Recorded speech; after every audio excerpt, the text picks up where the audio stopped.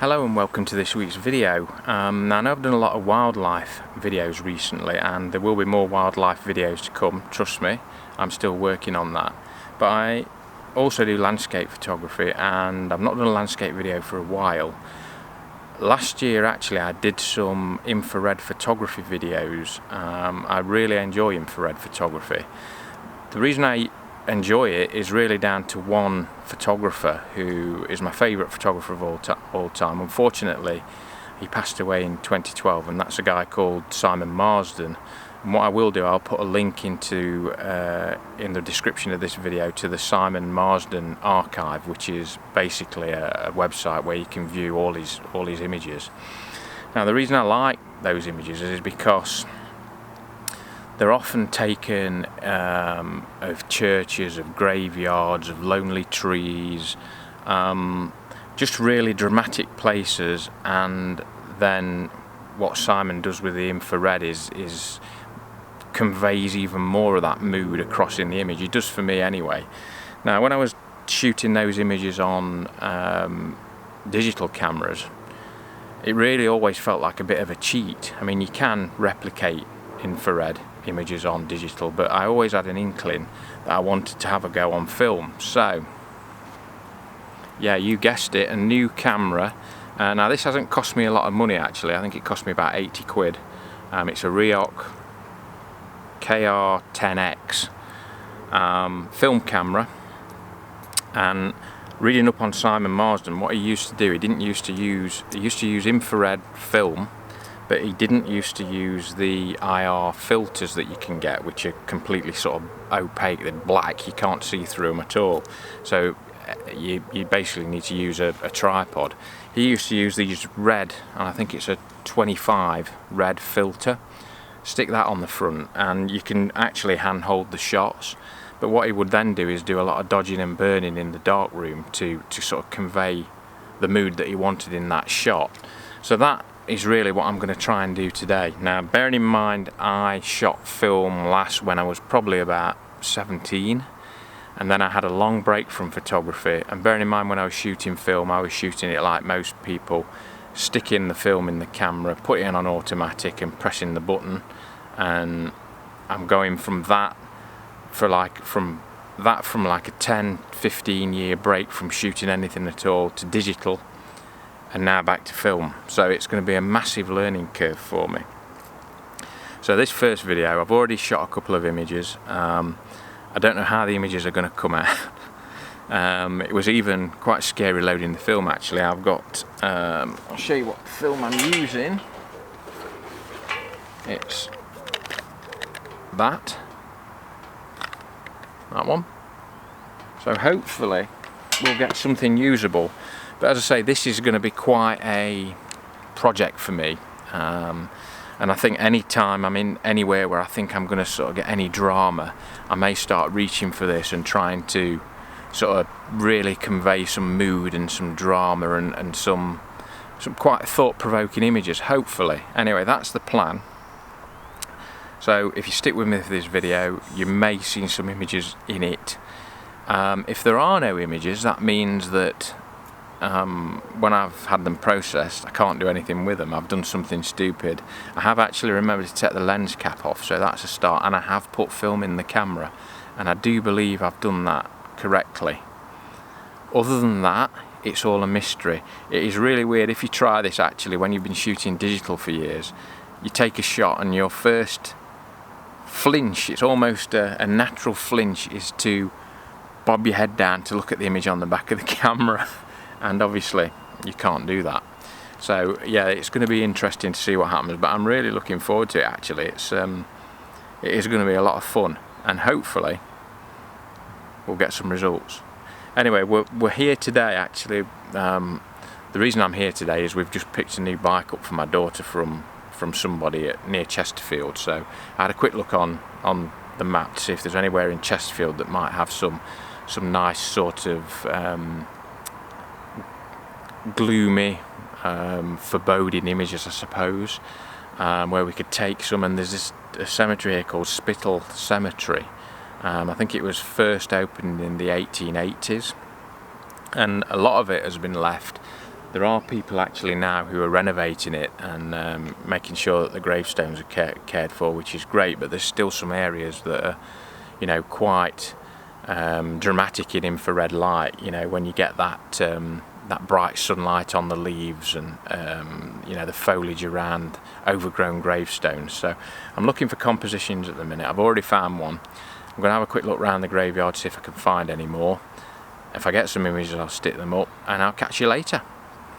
Right, so this is going to be my first shot of the day. Now obviously I'm still very much, I have no idea how this is going to turn out. I've read up a little bit, but really yeah, it's going to be a real surprise what comes back. I've hopefully got the exposure right on this camera. It has got a little bit of electronics in it to help me do that, which I'm using to my full advantage, hopefully. It is a really weird feeling taking a shot and not being able to review it on the back of the camera straight away.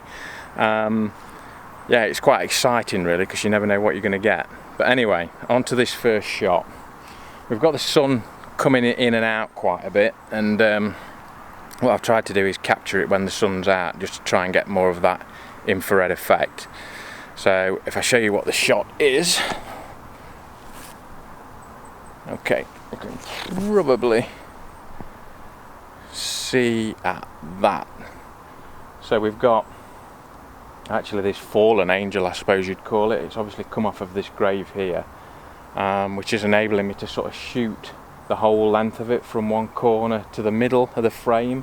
And then we've got these lovely urns with this sort of industrial chain in the background. And as I say, when the sun comes out, I'm hoping that that's going to bring out some of the infrared quality.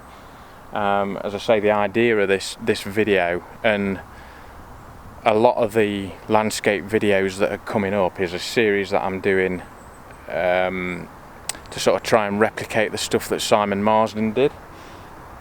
So I'll show you a little bit, and hopefully I'll show you this image in a while.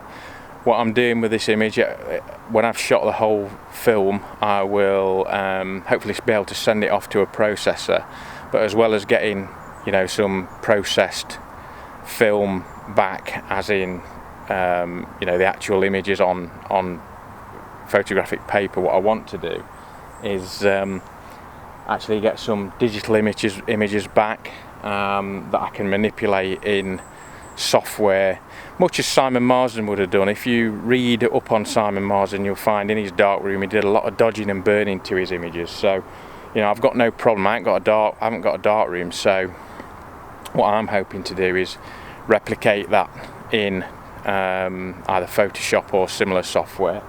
And it's really all about art. It's, you know, I'm going to have a base image, but I'm going to then play around with it to my heart's content. The composition and everything will stay the same, but what I want to highlight and the feeling that I want to get from that image and the emotions that I want it to bring are all going to be done post-processing by, you know, using that dodge and burn tool. Right, before I put that first image up, I really wanted to do a little bit of an explanation really about that image, and the reason that of all the images we took on that day, that image stands out to me as my favourite really. And there's a simple fact for that. In my mind, it might not be the best composition, you know, it might not be the best lighting, it might be a little bit busy. All these things may be a problem, and there may be other images that I took on that day that are better in those respects. The difference for me is all the other images that I took, when I was taking them, I was making sure that they were technically correct. I was getting all the technical stuff right to get a decent image. But I wasn't getting a story. Now, what I mean by that is when I first saw that angel lying down clutching a child, a story starts to play out in my mind. And what I'm seeing is that, you know, 50, 100 years ago, 150 years ago, however long it is, that a family lost a child very young, paid to have that monument put up there in the graveyard, came for years and years and years and put flowers at the bottom of that grave, no doubt. But over time, those people who remember that child have passed away themselves. that's become forgotten. The angel has toppled over, still holding the child, and it just painted a story to me of, and the way the light was hitting that area was, it was as if the angel was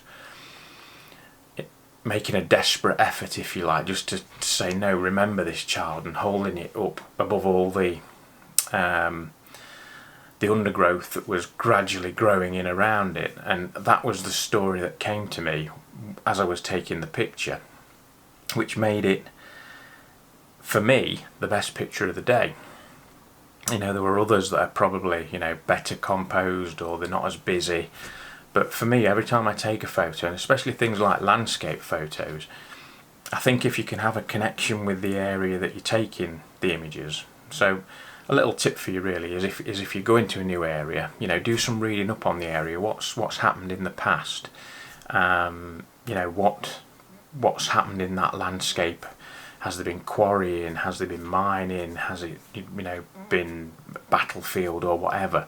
And you'll often find yourself, if you've got that information, you'll see things within the landscape that give you a theme and make you want to push your image in that direction, so that, you know, it actually relates to all the stuff that's happened in the past. And for me, they're often the best images. You know, I can go up into the Lake District or wherever, and I can correctly compose an image, you know, have foreground interest, nice light, you know, I can wait till the right light's there. But if I have that background knowledge of the area, it just gives me an extra layer to play with when I'm doing that image. It gives me an extra ingredient, if you like, that really for me sets the image off. So in my images that I'm going to take in the future, that's what I'm going to try and do more and more, is sort of read up on an area, have a connection with that area, try and find some interesting information, things that interest me, and then try and bring that out in my images.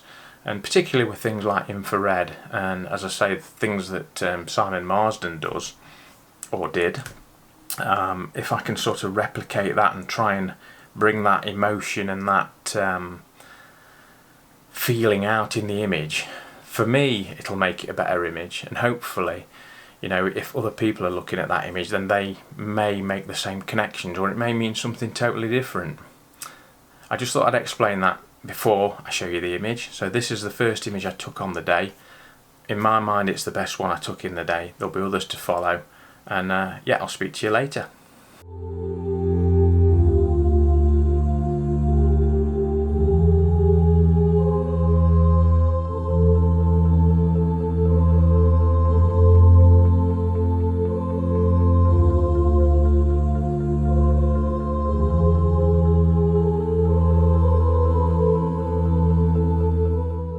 Right, one of the reasons, particularly as a landscape photographer, that I tend to like infrared photography is the fact that infrared photography, one of the basic things that you need a lot of is light. So, you know, you need bright sunny days are the best times to do it. Now, if you think about it, as a landscape photographer, they're often the most boring days that you don't want to be shooting. So in the middle of the day when it's hot and, you know, there's really bright light, it's too contrasty for getting those moody images that you want with a normal landscape image.